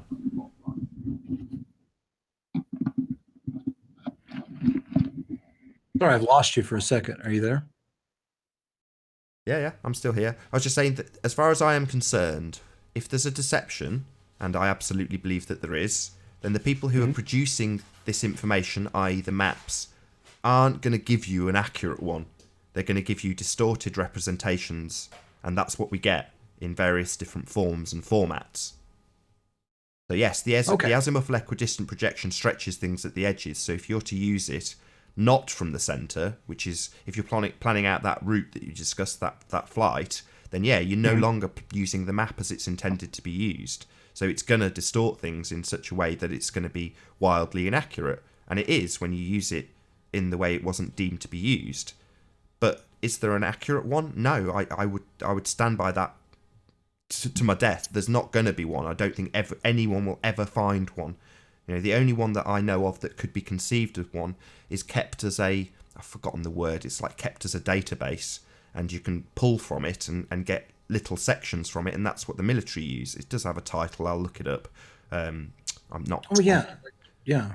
I've forgotten the name of it, but I'm in no doubt if you could get all of those pieces, you could pull them off as an individual piece, and it's flat, obviously, as they all are. You could put it together and have an accurate world map, and it would work and scale, and all the distances would be accurate. But we're never going to get that. They're never going to produce it as a map. And even to this day, it isn't a map. It's not a world map. It's just a reference system that you can pull information from to produce a map on the fly that will be accurate, that you can use in the military to find your way around. And those are updated as well. So, they're not like they're consistent. In some ways, they are subject to updates. Yeah, I've seen plenty of versions of maps out there, especially if you go just online and look up azimuth equidistant maps. There's actually a lot of them, isn't there? You can make your own. I mean, you can project an azimuthal projection. An equidistant projection can be projected from any point. So, Chippy the Chipmunk once did a video about a year ago about the Air Force One with JFK on it, and it had a picture of another equidistant projection, but I think it was centered at Texas. So it looked very different to what people are familiar with. But in terms of how that map would work, it would still be accurate from the centre out. That's what an equidistant projection is. So that map is just as valid for its uses as the one that's centred at the North Pole, or the one that's centred at the South Pole, or the one that's centred at England. It doesn't matter. You can centre that map anywhere you like. Okay. That's fair enough. That's actually fair enough. Is it possible to see a curvature at all or experience a curvature at all on a flat Earth? Now, I know that sounds a little oxymoronic, but the reason I ask that is because I've seen a few YouTube videos, and I know there's a lot of stuff on YouTube, but I've seen there's been a couple Red Bull stratospheric, I would say, jumps from hot air balloons. And it appears that they're seeing, when they get up in the stratosphere, that they're seeing a curvature, kind of a clear curvature in the Earth. And I didn't know if you guys have seen any of that or what you thought of that. If you thought that was a hoax, or, because those are civilian programs. Those are not programs by the government. So I didn't know what you thought of that. I don't know, as I say, without experiencing it myself, when people put those videos on, I cringe because it's not verifiable by me. It's not my video.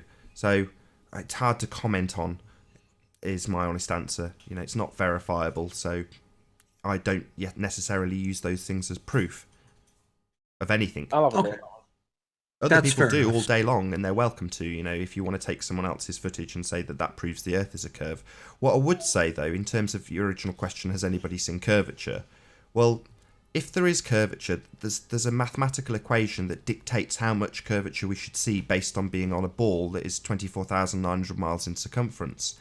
And this is depicted. So Chris Monk was a surveyor. That was his trade. That's what he did. He built things on Earth and use these reference points, these geodetic surveying points, and you find that point, reference back to it, and stick a stake in the ground.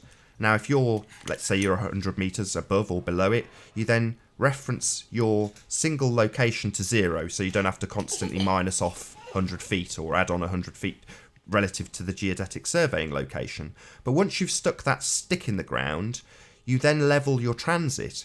You then assess the land around you and make sure that everything is absolutely level on the horizontal. So once you've leveled that piece of equipment, you've leveled your transit. If you were to spin it round and around in a circle, you would never see it deviate. It would never go up or down. Well, the fact of the matter is, if Earth had a curvature, it would be measurable from the ground. In other words, when a surveyor did that and twisted the gravitometer, or whatever the hell they call it, that piece of equipment, around and looked through the lens, they would see and observe a curve. They don't. At any altitude that they build at. Essentially, once they've got their mark on that reference system, the WGS-84, once they've got their single location, they assess the land as a flat plane. That's how you survey things. Hi, Scotty, how you doing? Storm, do you want to say hello? Hey, how's it going, Nathan? Good to have you here. Hey, can I elaborate on that Red Bull jump point? Go ahead. I'm Yeah. going to turn you up. Yeah, I really well, can't hear you. if you look at the footage outside of the supposed hot air balloon that is in, you can clearly see this curve as an fisheye lens. But once you look at video footage, which isn't distorted with fisheye lens within the air balloon is all the vehicle is in, it's a flat horizon.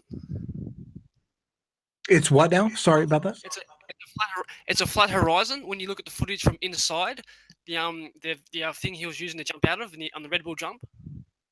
But when they show the footage of outside it, it's curved. So it's obviously a fisheye lens. That's what I've heard. I've actually heard that these are fisheye lenses. Now, the only thing that I have, I've tried to go to Google, which is the only thing I can actually go to at this point, and look up fisheye lens photography. Because there's a lot supposedly, for respect to the channel, supposedly there is a live feed from the ISS all the time, right? On YouTube. And what I think I perceive, and this is probably different from what you perceive, but when I look at pictures of fisheye lens photography under Google Images, it tends to distort not only things that are further away, but it tends to distort things that are very close in as well.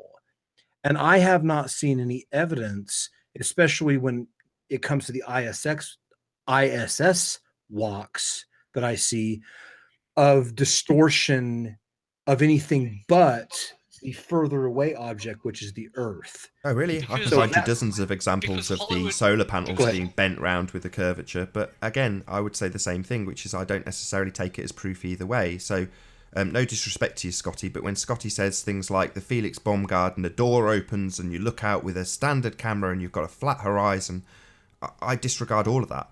I mean, from a preponderance of evidence perspective, you've got lots of other cameras on that shuttle that do show it curved.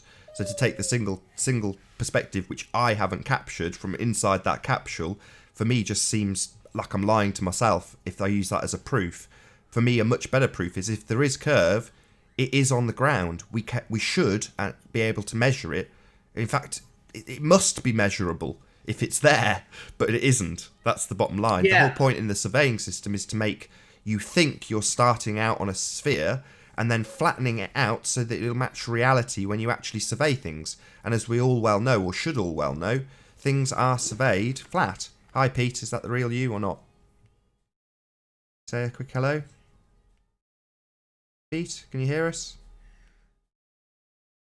So yeah, basically, my challenge would be to anybody who thinks they live on a sphere, and there's a lot of them that are literally referencing the system used by surveyors. Well, those surveyors are extremely accurate in their measurements because they're building things. Therefore, if you want to assert there's a curvature to Earth, find me a surveyor who has surveyed it. Simple. Now, I actually thought of something that I would like to do myself. Let's not give too much away, but I don't really care, actually. Obviously I live in the United States of America. I live in a state called Utah. You guys maybe have heard of it.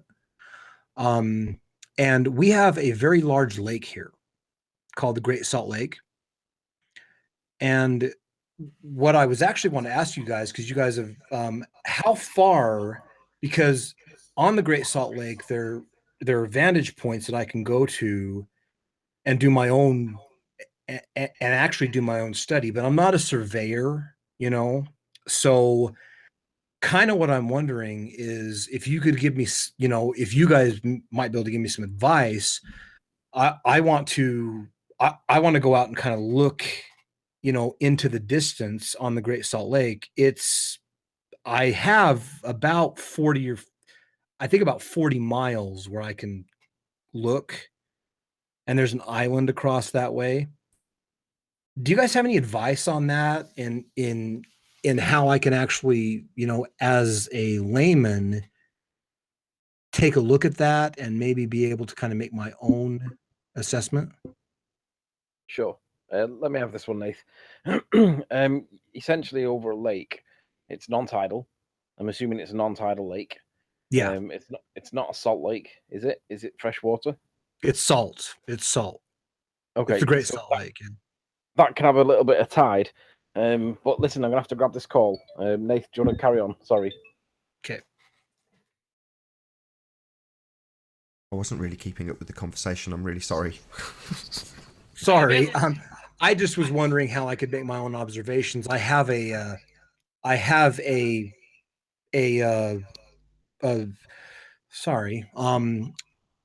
opportunity because I live near a very large lake in the United States to, I think, make an observation possibly of the curvature of the Earth, whether or not it does or doesn't exist.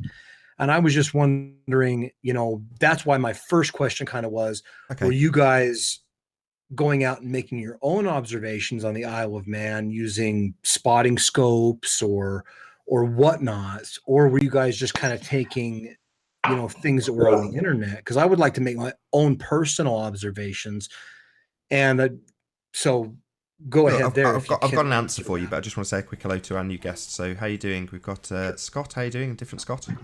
Doing great, Nathan. Good to have you here. I'll get to you in a second. So, just to answer your question, as I said earlier, if we live on a sphere 24,900 miles in circumference, then curvature is observable everywhere. Everywhere. From the ground. It becomes more pronounced as you go up in altitude. It's as simple as that. So, where is the curvature? Everywhere. Equally everywhere, from every single position on Earth. And it should be easy to capture.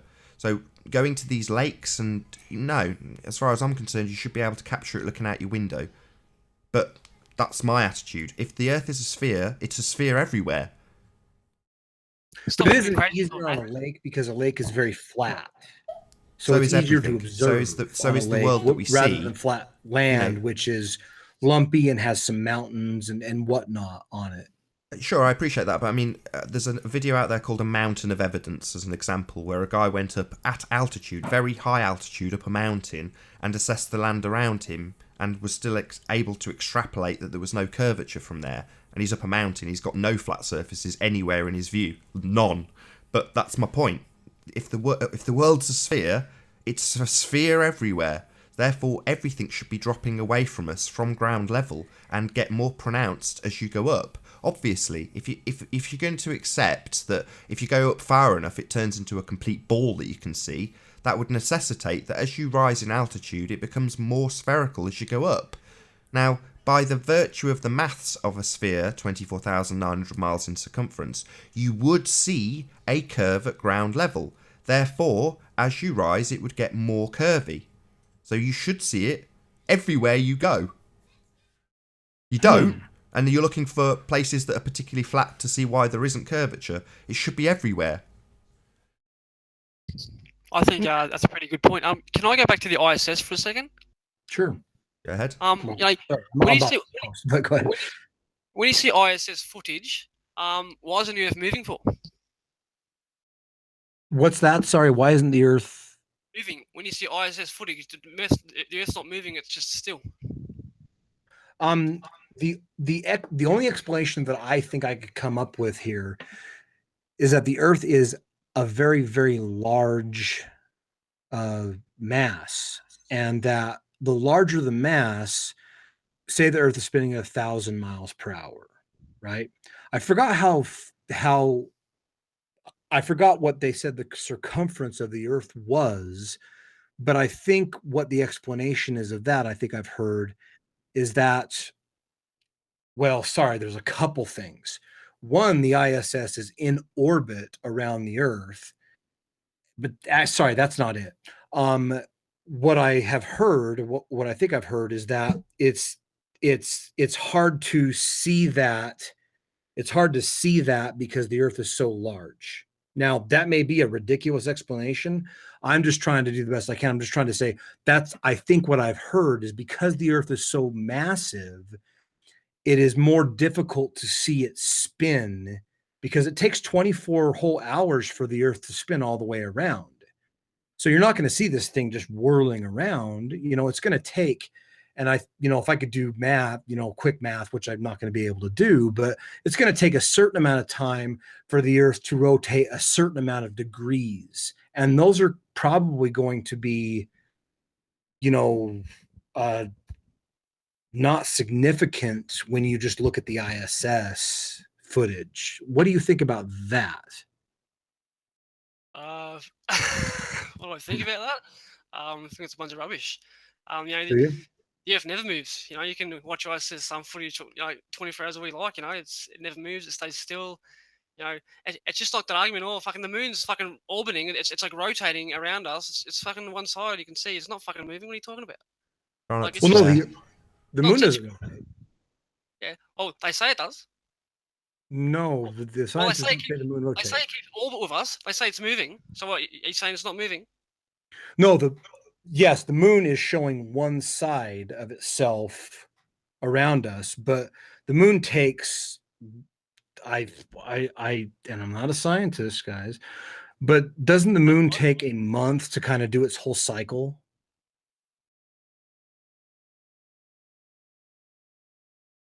I guess so. Well, as they say. Yeah. So I mean, that's going to be Did that accidentally. negligible. I think some of these things, and this is just my Just like refraction, opinion, I have not tested this, but I think, just on the fly, the spins we see and the movements we see in space are going to be negligible to the naked eye unless we do kind of a fast forward on things. Now, when we do view ISS, we do see that over different portions of the Earth at different times. That is true. And have you seen the footage of the Red Bull jump? You can see what fucking Mexico or whatever it is, and it looks like it's half the Earth or something. It looks so enlarged. It looks I ridiculous. noticed that. Yeah. I did see that comment down there, and it does look rather large. I don't know, I will take, I'm actually going to kind of take Nathan's point on this as somebody that I feel like believes in the globe, where I'm going to say I don't have all the answers, and I'm not exactly sure in the stratosphere how large the bodies of land are supposed to look. I don't know. I actually don't know. I think that it's very difficult for us to know. I think that's fair, isn't it, Nathan? If you heard what I said, but Well, difficult, I'd say impossible. Shout out to Ute, A4, and PJ.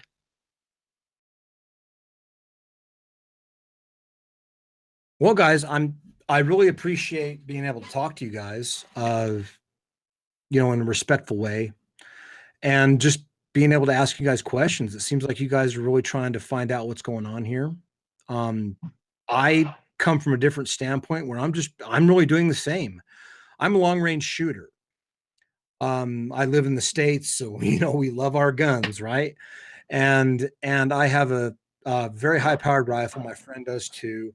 And we were going to actually possibly try this summer to demonstrate the Coriolis effect via long range shooting, which is love to still see it. negligible. Go ahead. I just said I'd love to see it. Yeah, I mean, I would love to try it. So supposedly, if this effect does in fact exist, if me and him put ourselves, and we have this kind of land out here in Utah, but if we put ourselves inside of a 2,000 yard square, what we could do is we could shoot east to west, and then we could shoot north to south 1,000 yards apiece. And what I've seen on YouTube, at least, if we can make those shots accurately, we should see a consistent, like if we're shooting north, depending on the Earth's spin, we should see that go right or left. If we're shooting south, we should see it go right or left. If we're shooting east to west, we should see it go high and go low. And I'm wondering if I can demonstrate that in a way. Is there anything, is there any standard of evidence that you guys might take a look at and go, that's interesting? Is there anything Well, like that? All of it. Well, I did see a video of this bloke. Supposedly he looked like it was in the army, and he had a rifle, and he was explaining the Coriolis effect. That's about it. He didn't do any experiments. He just said it's real, and that's it. And you should believe it. Oh, sorry. That's ridiculous. Yeah, I mean, Sorry, Nathan. you're right. That's ridiculous. I mean, you just can't just, because a lot of the boulder dash that's actually been taught to us in school is actually wrong. They actually, I was talking with Arwen, and Arwen was, saying they teach you in schools that, the toilets flush different ways, right? In the different hemispheres, right? I don't know if you've heard of that, but Yeah, that's also a myth. Put that That's rubbish also a out myth. too. It absolutely is a myth. You can actually look it up on mainstream scientific websites now. That is a myth, and I think that's a myth. In my opinion, that is teachers teaching in a very kind of weak and lazy way. It's the same thing as when back in the day they tried to teach us that you know, in 1492, Columbus sailed the ocean blue, and he's the one that figured out that there was, you know, a round Earth, when in fact that's not true. And we know that's not true whatsoever. You know, Yeah, we know the it's not closest thing a may have globe. been Magellan. You're May have right. been We know Magellan. it's I'm flat. not going to hang my hat on that, but I'm just saying that I think we can all agree that in the educational system, there have been some myths that have been propagated that have come forth to not be true. And that is probably one of the reasons why we see what we see now, as far I as just got a- questioning. I have a quick question for you about. I mean, I've been listening intently to what you've been saying, and you just said then about the toilets flushing different ways in different hemispheres, and how it is indeed a myth. And to quote you, you said mainstream science now accepts that it was a myth. But Yeah. what would your position be if mainstream science did not accept that it was a myth, and it was considered to be silly by people that believed in heliocentricity because they still claimed it to be one of their proofs? Because I would take another look at that. I had a friend who I had to explain that to just the other day. He actually thought, well, toilets, you know, what's wrong with these people? Toilets, you know, this is what they do. And I said, no, this is not what they do. You can no, look no, it up what on I mean, Snopes and all that stuff. This is a myth. It's not what they do. no, forgive me. What I meant was, it Sorry. takes. Well, the point I was getting at was that because it now appears in mainstream science, it's now not considered to be a myth. Whereas before it was in mainstream science, that would have been one of the proofs. And now that's been dismissed as by mainstream science. It's now not considered a proof. But it still didn't change the fact that it didn't happen. So my question is, does it take that it needs to be on mainstream science before it's now accepted to be true? Or is the fact that it's true itself, in itself, its own proof? That's now I'm going to answer that in a few ways. That's actually typically what is accepted. And the reason why is because in mainstream science, what is typically accepted is the best explanation for any given phenomenon. Now, this is what they say. Okay, so let me preface that with that. The best given explanation, the one that works the best, is probably the one that is the truth. So when mainstream science talks about, when they talk about, well, I wish I can come up with a different example, but a heliocentric model to the world, they, with all the things that they say they observe with gravity and Newtonian physics and the theory of relativities and these things like that, they think that this better explains the nature of reality than does a flat earth model or something like that. Now, if people in the flat earth community can come up with better explanations about, you know, what describes, you know, because it's not just, you know, the fact that the earth, and I know this is going to sound strange, but not just the fact that the earth, we might be able to actually make some observations that the earth is not round, but there are other things out there as well, as what is moving, you know, what is moving the moon, what is moving the sun, what is the sun powered by. These theories I don't think are really there in the flat earth model because it's evolving still. And so the best explanation vis-a-vis science is still the accepted explanation because it best explains our reality, even though possibly some of those things might not be true. Does that make Sure. sense? Can I just Sure, of course can I it does. just address that? Sorry, sleeping. Well, I think you're absolutely correct. That's why the Isle of Man becomes so incredibly important going forward. Because until now, what you've said holds true. You need to present an alternative that is more readily acceptable or more accurately describes what you are looking at. And that's precisely what we're aiming for with the Isle of Man footage, to provide that, to say, here's one model, your model, the model of Earth as a sphere, here's how it fails. Here's another model, a model of a flat Earth, here's where it succeeds in every respect. Now, I don't know how much time we have left, and I don't want to hog everything up, but I would actually say I encourage you guys to do as much research as you possibly can, because I think the truth about our surroundings is, you know, and, you know, just reality itself. The truth is the highest thing in the universe. I think the truth, whatever you want to call it, but I think the truth is the highest thing. So if you guys can come up with a better model, if you guys are working on that, all power to you. All power to you. And I support it. And I would love to, ask, more questions, maybe not now, but later, when I study this some more. Um, Nathan, if I could ask you, where can I study more about the Isle of Man and the things that you guys have observed? It's been vexing because I've tried to get on some of your older flat earth debates, not on the panel, but I've tried to just look at them kind of while I'm at work and watch them. And I don't see sometimes I don't see a lot. There's a lot of people that kind of come in and make fun of things and pollute the airwaves. And I think this is an important discussion to have. I do. Hey, Nathan, are you doing a hangout after this or? I do them daily. This one will end and the next one will be tomorrow. Okay. So you're planning to hang out tomorrow, Nathan, at this time, or? Just time, yeah. Well, if there's nothing else going on, I might do one after if people want to move over, when this is done. If you're not doing one next, of course, like anytime soon. I think the best one to view is Flat Earth Debate 77, the one that's called Ding Ding, and then watch the next 3 or 4, 5 from there on. That's where most of the content was hotly disputed the most. And then it stops at around about 97. So anything between 77 and 97. Ding, ding. 77 Ding Ding. Ding Ding, yeah, that's the one that was the landmark one. From there, the next 10 or 12 were huge. Great.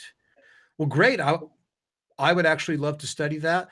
I don't want to take up any more of you guys' time. I appreciate the discussion. And I hope you appreciate that. I'm just searching, like any other sentient being out here. So. Well, you sound like a really lovely conversation. Thank you very much for joining. Didn't you join weren't you on the show a couple of weeks back? I was, and I was not my best self. Okay. But there is a couple of guys in Utah already doing videos across the Salt Lake. Really? So if you want to go on YouTube, they're easy to find. Oh, well, thank you so much for telling me that. I will actually do that. Now, I definitely don't want to go waste my time. That's a lot of time and effort to do that. Yeah, you should check out the guy called Taboo Conspiracy. Right. He's done a few. Some of his videos are around about 12 months old. He did Bedford level experiments verified. He did lake experiments at 5 and at 8 miles, and there was no curvature. So check out Taboo Conspiracy. Definitely one of the best videos on lake observations. To be conspiracy or taboo TABOO space, and then the word conspiracy. Taboo. Okay, Taboo Conspiracy. Okay. Taboo Conspiracy. Yeah, he's a really good channel. Okay, well, thank you so much for having me on, and thank you so much. And with that, I'm going to say, first and foremost, a huge, massive, enormous thank you to all of the live audience for tuning in and hopefully sharing this show. If you've not done so already, be sure to like, comment, share, and subscribe. I've been Nathan Oakley, and I will see you all in the next video.